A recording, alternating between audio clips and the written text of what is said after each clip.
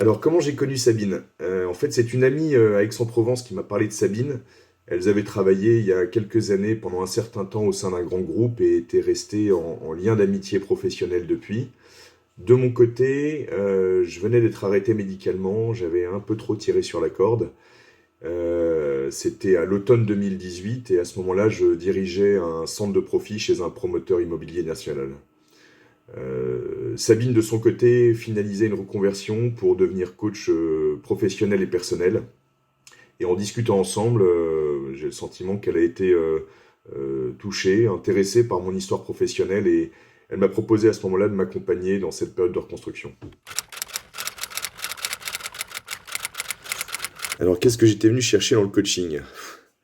En fait, c'est compliqué parce que à ce moment-là, bon, j'étais totalement dépassé par les événements. Euh, J'avais jamais été arrêté en plus de 15 ans de vie professionnelle. Par le passé, ça filait droit, j'enchaînais les opportunités au sein du groupe et ça se passait plutôt bien. On me faisait d'ailleurs confiance et je remplissais le contrat. Mais sur les derniers mois, tout s'est accéléré en intensité, en responsabilité, et sans finalement me laisser le temps de reprendre ma respiration et surtout sans que je puisse réellement me poser la question du sens de mon engagement. La question de l'équilibre vie pro-vie perso, d'ailleurs, était même plus à l'ordre du jour et je m'étais, pour ainsi dire, totalement oublié personnellement. Et même pire, j'arrivais à un stade où j'étais plus capable de discerner quoi que ce soit dans les décisions du quotidien, que ce soit dans la vie professionnelle ou personnelle. Alors très honnêtement, dire que j'étais venu quelque chose, enfin chercher quelque chose de précis dans le coaching, bah ça serait un mensonge, parce que je savais d'ailleurs pas vraiment ce que le coaching signifiait, sauf à travers ce qu'on peut lire ça et là, et, et sans y avoir été directement concerné par le passé. Et alors donc la rencontre avec Sabine, bah, ça a été une opportunité, et finalement comme toutes les opportunités par le passé, je me suis dit, bah, pourquoi pas la saisir et voir, et sans vraiment savoir ce qui allait en ressortir. Sabine a complètement compris l'état d'esprit dans lequel j'étais et elle m'a pas bousculé. Typiquement, elle m'a pas demandé tout de suite de définir mon objectif, tellement j'en étais incapable lors de nos premières rencontres. Elle m'a d'abord proposé une série de réflexions pour apprendre à me connaître, à mieux me connaître moi-même, notamment un exercice qui m'a permis de prendre conscience, de définir, de hiérarchiser les valeurs et les besoins qui me sont propres. Cet exercice, on peut le bâcler en quelques minutes ou quelques heures, ou prendre le temps, alors ça tombe bien, j'en avais. Et j'ai passé plusieurs jours, voire même des semaines, à tourner et retourner les mots, les situations, des sensations, et j'ai été extrêmement surpris du résultat. Là, on avait posé la base. On a ensuite travaillé sur le discernement en lien avec un objectif qui commençait à se dessiner, un objectif à base de sens, de plaisir, d'ambition, de mesure. Et c'est à ce moment-là que j'ai été amené à prendre des décisions structurantes pour mon avenir professionnel, euh, salarié, entrepreneuriat, intrapreneuriat, les choses commençaient à se dessiner. Sabine a continué à m'alimenter en toutes sortes d'exercices et suggestions pour structurer mon quotidien.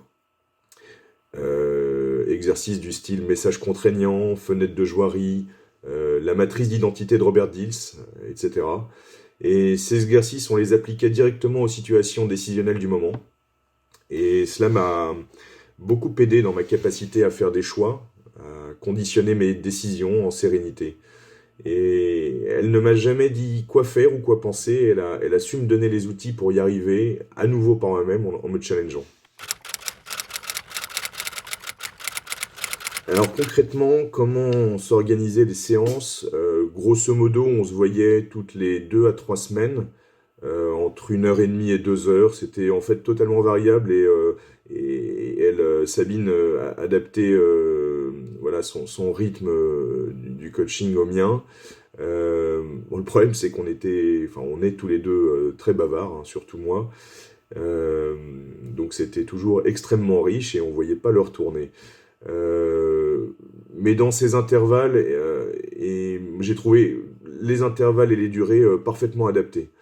Pour les lieux, c'était essentiellement dans des espaces assez calmes, cosy, de type resto ou salon d'hôtel. Et on a aussi profité du beau temps aixois pour une séance au vert en plein air, un contexte propice à une reconnexion au monde, à la nature, voilà, s'inspirer de ce qui est beau dans un contexte de sérénité.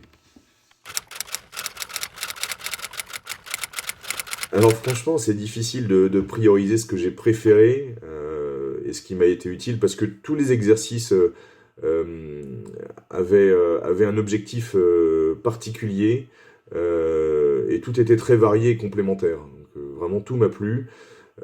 Si vraiment je devais en ressortir un, je dirais que les tout premiers exercices, notamment celui sur la définition des valeurs et des besoins, cet exercice m'a particulièrement bousculé, et dans le bon sens du terme. Alors évidemment que je préconise les services et l'accompagnement de Sabine. Ça m'a beaucoup aidé, ça continue à m'aider. Alors je compte bien en user personnellement et vraiment j'encourage tous ceux, et notamment ceux qui regarderont cette vidéo, à prendre contact avec Sabine et à se laisser porter par ces belles séances de coaching.